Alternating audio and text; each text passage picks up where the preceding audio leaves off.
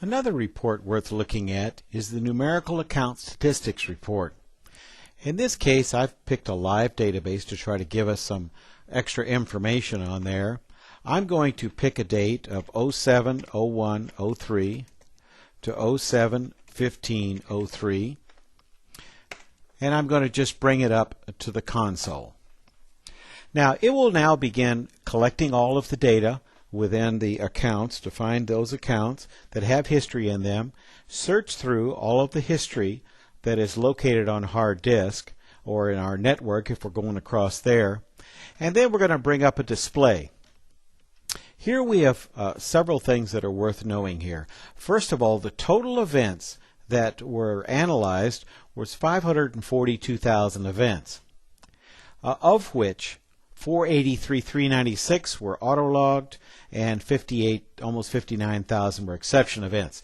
This tells us that 89% of all the events that came through the system were autologged, and only 11% were brought up for operators' attention.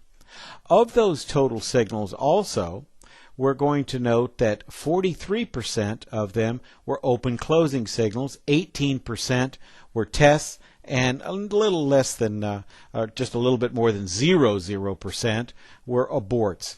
The number of clients involved in this research is 60,287.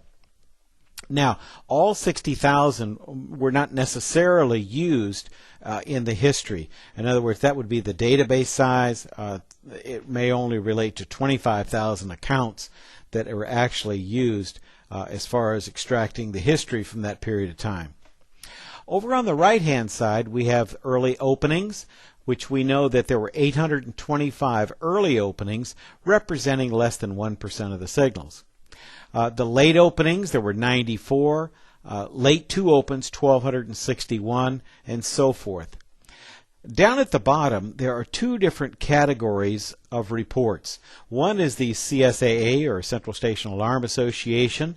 These were example statistics that they were gathering to provide some national report information. And also on the lower right, the CANASA report, or the Canadian Alarm Association.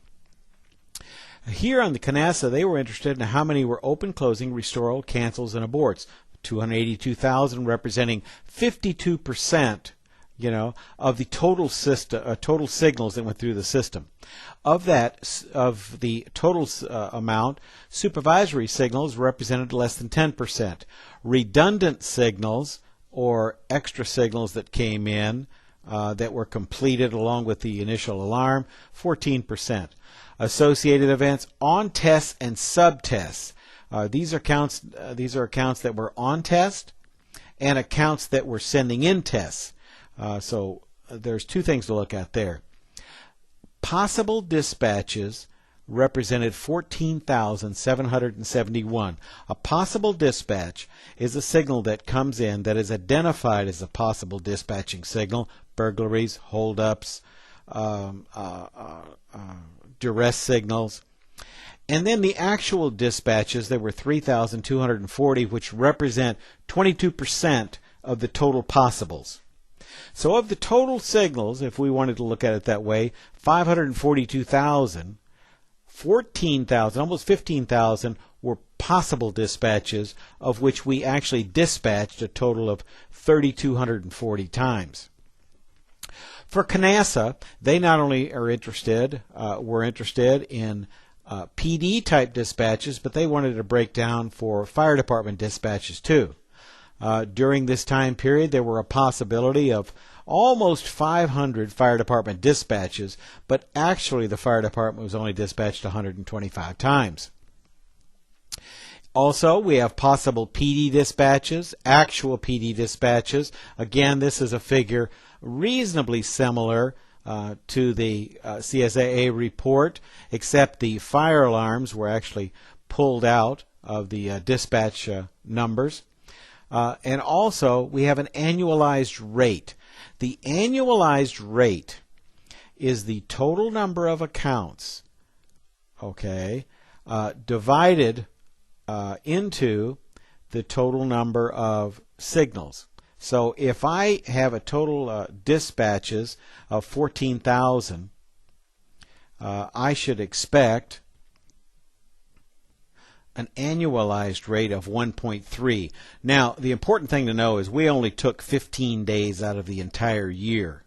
So while the possible PD dispatches or actual PD dispatches were only 3,000, you have to look at that figure times 24 and then divide that divide that by the number of clients. So we're saying for the total number of clients, we could expect to dispatch 1.3 times for each one of our clients.